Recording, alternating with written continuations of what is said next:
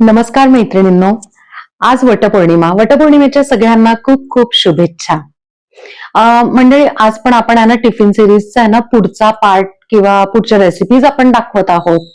अगदी हलका फुलका जाळीदार आणि छोटे छोटेसे उत्तप्पे करणार आहोत बरं का आज टिफिनला आपण.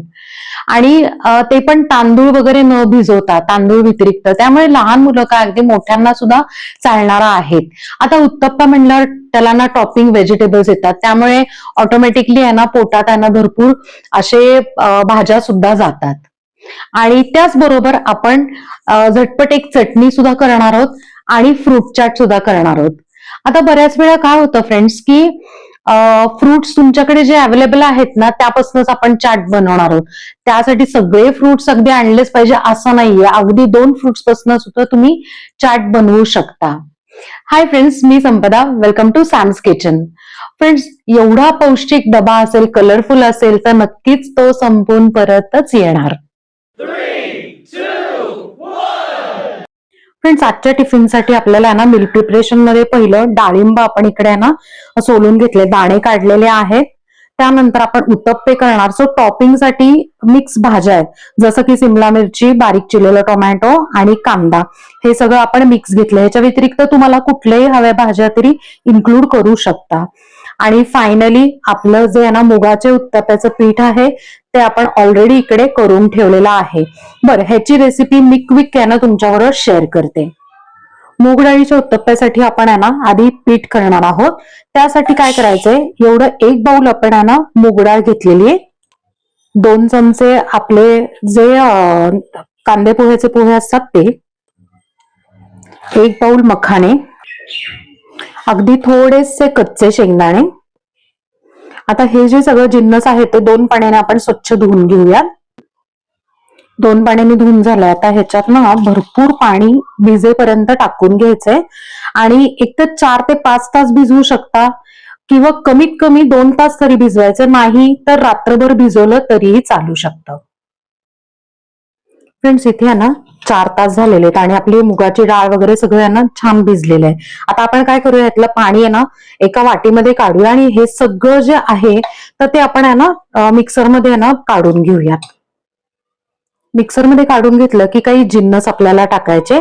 हळद पावडर, हिंग, चवीप्रमाणे मीठ, 2 मिरच्या, आल्याचा तुकडा, 3-4 लसणाच्या पाकळ्या, 2 चमचे रवा, अर्धा चमचा साखर. आता आपण आहे ना हे ग्राइंड करून घेणार आहे. लागलं तर आपण पाणी तेच आपण जे काढलं होतं बाजूला तेच यूज करून आपण पीठ करून घेऊया. थोडस वाटताना ना आपल्याला थोडं पाणी लागलं, सो आपण यूज केलं आणि नेहमी जसं डोसे उत्तप्प्याचं पीठ असतं त्याप्रमाणे आपण कन्सिस्टन्सी करून घेतलेली आहे. फ्रेंड्स, आधी आपण आहे ना फ्रूट चाट करणार आहोत. त्यासाठी मी काय केलं माहितीये का, की इकडे डाळिंबाचे दाणे आहेत, तिकडे एक छोटं एक केळ घेतलेला आहे आणि त्याचे आपल्याला बारीक असे पीसेस करून घ्यायचे आहेत. आपण ना बनानाचे इतके छान असे बारीक तुकडे केलेले आहेत, मी तुम्हाला जस्ट दाखवते, इतके छान. आता त्यात काय करायचंय, चाट मसाला घालायचा आहे थोडासा. त्यात मग चाट मसाल्यामध्ये मीठ असतं त्यामुळे मी काही मीठ घालणार नाहीये. आणि त्यानंतर थोडस लिंबू पिळायचं, म्हणजे मग केळ किंवा जे फ्रुट्स असतात ना ते अजिबात काळे पडत नाहीत. आता हे जे फ्रूट चाट आहे ते मिक्स करून घेऊया.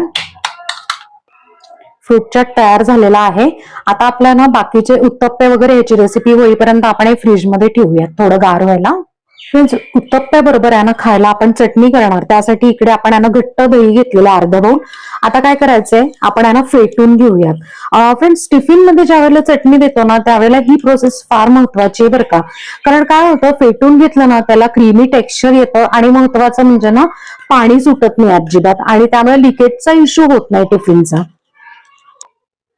आता थोडंसं मीठ, म्हणजे फक्त दह्यापुरतं आपण घालत आहोत. आता इथे आपण काय केलेलं आहे की ही तिळाची जी चटणी आहे ना, ह्याचा व्हिडिओ आपल्या ना चॅनलवर मी डिस्क्रिप्शनवर लिंक शेअर करते. तर ही जेवढी पाहिजे तेवढी तुम्ही घालू शकता. ही एकदा करून ठेवली ना अशा चटण्या, तिळाची चटणी किंवा खोबऱ्याची, शेंगदाण्याची, तर खरं सांगू का की आहे ना ज्या वेळेला आपण उत्तप्पे डोसे वगैरे देतो त्यावेळेला परत त्यांना चटणी वेगळी वाटायची गरज नाही पडत. सो अशा पद्धतीने इकडे आहे ना उत्तप्प्यासाठी चटणी तयार झालेली आहे. फ्रेंड्स, उत्तप्प्यावर आपण आहे ना ज्या भाज्या घालणार आहे ना त्याचं ना मिक्सचर आपण आधीच रेडी करणार आहे.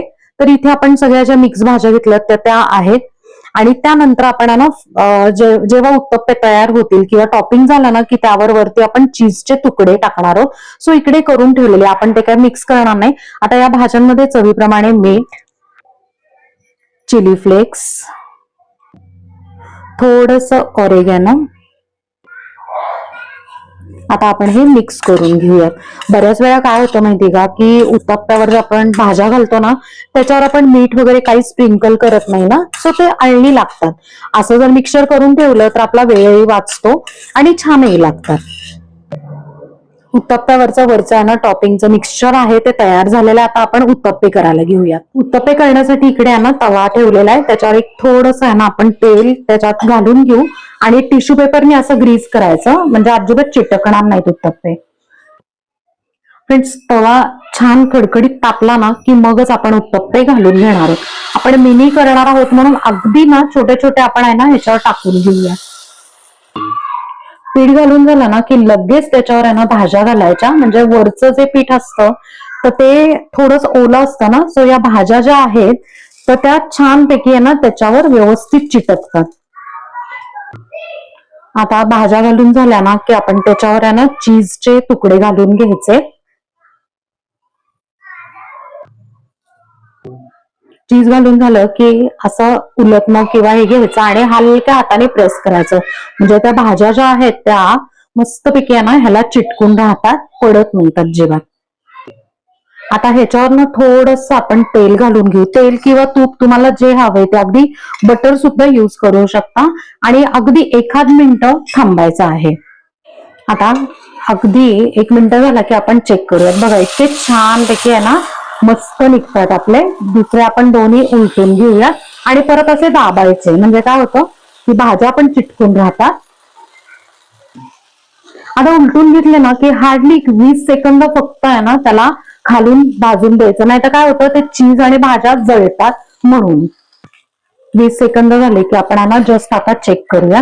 हे बघा मस्तपैकी आहे ना चीज पण मेल्ट झालेला आहे. दुसरे पण आपण उलटून घेऊयात. हे बघा किती सुंदर कलर आलेला आहे. अशा पद्धतीने आपले ना उत्तप्पे तयार आहेत. आपण बाकीचे पण असेच करून घेऊया. फ्रेंड्स, टिफिन स्पेशल मस्त असे आहे ना मिनी मूग डाळीचे पौष्टिक उत्तप्पे तयार आहेत. फ्रेंड्स, आता आपण आहे ना टिफिन भरायला चालू करूया.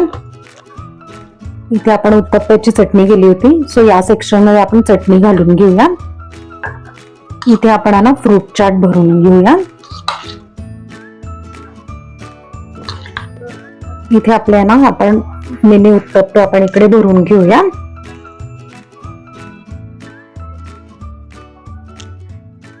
फ्रेंड्स, मस्त असा कलरफुल आणि पौष्टिक टिफिन इकडे भरून रेडी आहे.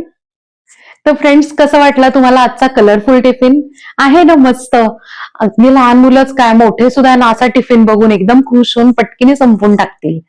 आता ना या व्हिडिओमध्ये किंवा प्रत्येक व्हिडिओमध्ये ना आपण आहे ना मध्ये मध्ये आहे ना टिप्स दिलेल्या आहेत की मील प्रिपरेशन तुम्ही कसं करून ठेवू शकता, किंवा आजचं जे उत्तप्प्याचं पीठ आहे त्याच्यापासून तुम्ही डोसे, आप्पे हे सुद्धा करू शकता बरं का.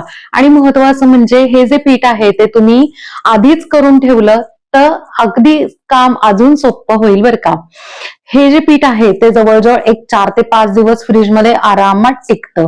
सो अगदी संध्याकाळची छोटी भूक असेल तरी पटकीने तुम्ही ना एक डोसा करून दिला ना मुलांना तरीही मुलं आहे ना एकदम खुश होऊन जातील. सो नक्की आहे ना ही रेसिपी किंवा ह्याच्या आधीच्या रेसिपीज नक्की करून बघा आणि मला कमेंटमध्ये सांगा. आपल्या चॅनलला सबस्क्राईब करा, लाईक करा, शेअर करा आणि कमेंट करा. थँक्यू.